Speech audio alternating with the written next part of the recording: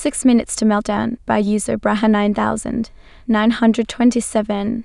Just had this call a few minutes ago and thought I would share it. Me, thank you for calling me at help desk. This is my name. Can I have your name and ID number? Customer, I have a meeting in 6 minutes and there is no link. Me, thank you. Can you please give me your name first? I will need to look up your account. Customer, the meeting number is random string. Can you just sign into my computer and fix it? Me, can you first give me your name and badge number, please? I do need that. Customer, gives phone number but not her name. Me, no, I need your name. Customer, it's customer's name. Me, and your ID number, please. Customer, I don't see why this matters. Me, ma'am, it's a number associated with your account that I can use to look you up in the system and create a ticket. Customer, it's ID number. Me, thank you. Now you said you were missing the link, correct? Customer, are you an expert in Outlook? Me, well, ma'am, I. Customer takes another call that lasts about a minute and a half.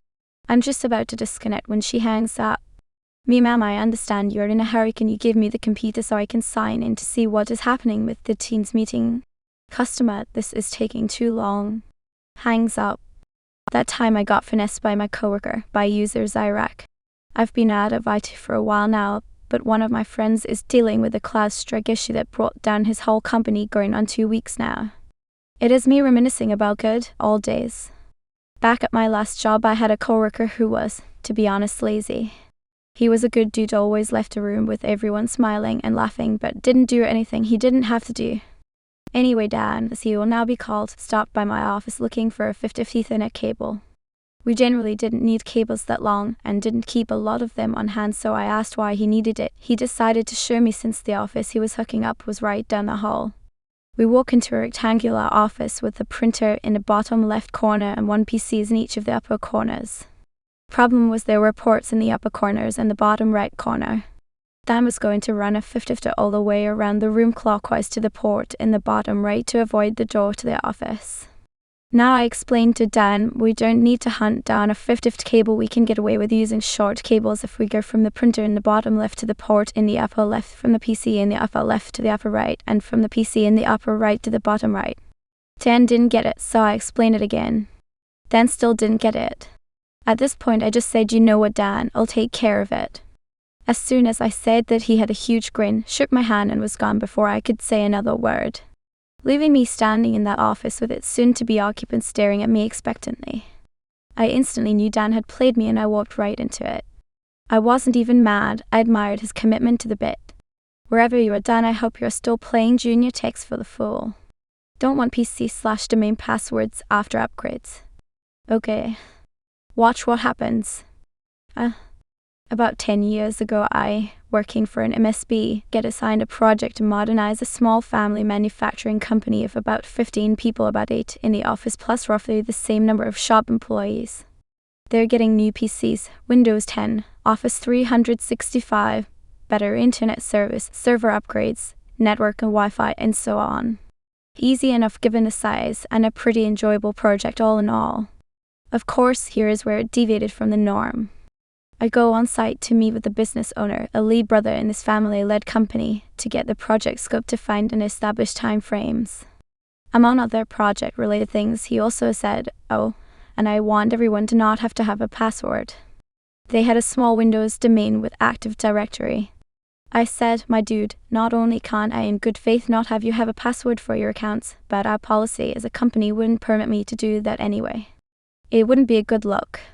After some back and forth, the owner agreed to let us assign correct, appropriate passwords to their accounts as part of the project.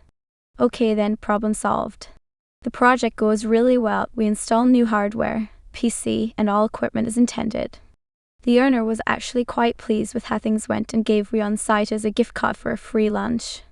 Once wrapped up, I turned over day-to-day management of this customer to our help desk staff and moved on as per usual. About a year or so later, I see a ticket come across our system. Apparently, shortly after the project was done, the owner spent some time Googling how to adjust their password complexity and requirements and did so. Then he reset everyone's password to something simple like password or 12,345, including the domain admin account, and went about his merry way. But unbeknownst to him, his nephew, a complete Nepal hire, had downloaded a different PDF viewer on his PC, but when it did nothing, he didn't think anything of it.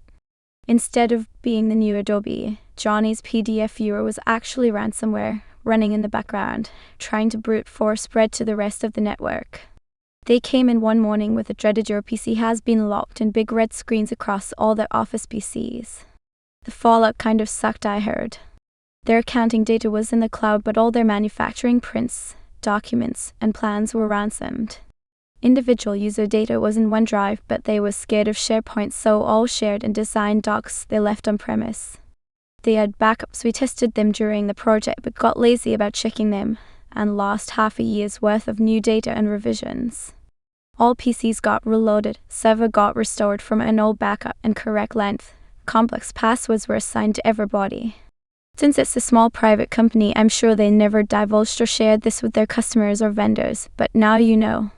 It feels like the more sophisticated technology becomes, the less willing people are to even do the bare minimum.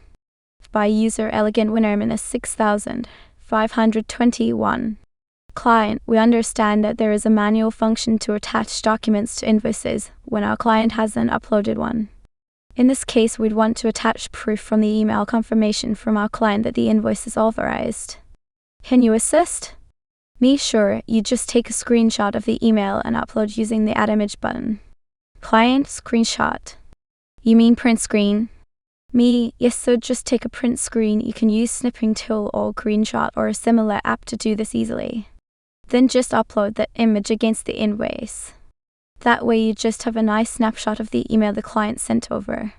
Client, is there some way we could automate this so that we don't have to convert the email into an image format?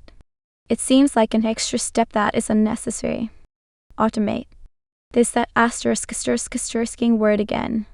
We want to automate manual ad hoc scenarios when our standard automatic process doesn't work. Can't wait to develop a way to attach ML files automatically and then later listen to the client complain that there's just too much fluff in these files and they really just need a snapshot of the email. I don't know what it's doing, so it can't be important, right? Back in my MSP days, I supported a client that was in the building next to our office. They had outgrown their original office space and were unable to get any more space in the building they were in, so they had rented some space in the building across the street. Rather than pay for another internet connection and router plus VPN to join the networks, we had set them up with a point-to-point wireless bridge to provide connectivity between the offices. It wasn't great, but it was serviceable enough for their needs, and more importantly, fit into their limited non-profit budget. One day, we got a call from them saying that the network was down at the secondary office. They still had Wi-Fi, but no connection to the internet or network drives of the main office. I went over and did some initial troubleshooting at both locations, and all the network gear seemed fine and was responding to ping except for the wireless antenna at the main office. I hadn't been the one to install this, and wasn't actually sure where it was, so I went and talked to the network engineer who had set it up. He took me outside and we looked up at the roof of the client's main office. He pointed at an antenna up there and said, "That's not our antenna, let's go see what's happening." We go into the client's building and ask the building's receptionist if they know about anyone having any network maintenance done. We get told that one of the local wireless ISPs is up on the roof doing some work. We get roof access, and sure enough, find an ISP tech hooking up a new antenna onto the bracket we had used to install our client's wireless bridge, with our antenna laying sadly on the ground. After a brief conversation, he apologized and said he had asked the building manager if our client's antenna was being used for anything, or if he could take it down and reuse the mounting hardware. Apparently, the building manager didn't know what it was, but told him that no, it wasn't in use, and sure, go right ahead and take it down. We nicely asked him to put our ship back and install his own damn bracket, which he kindly did.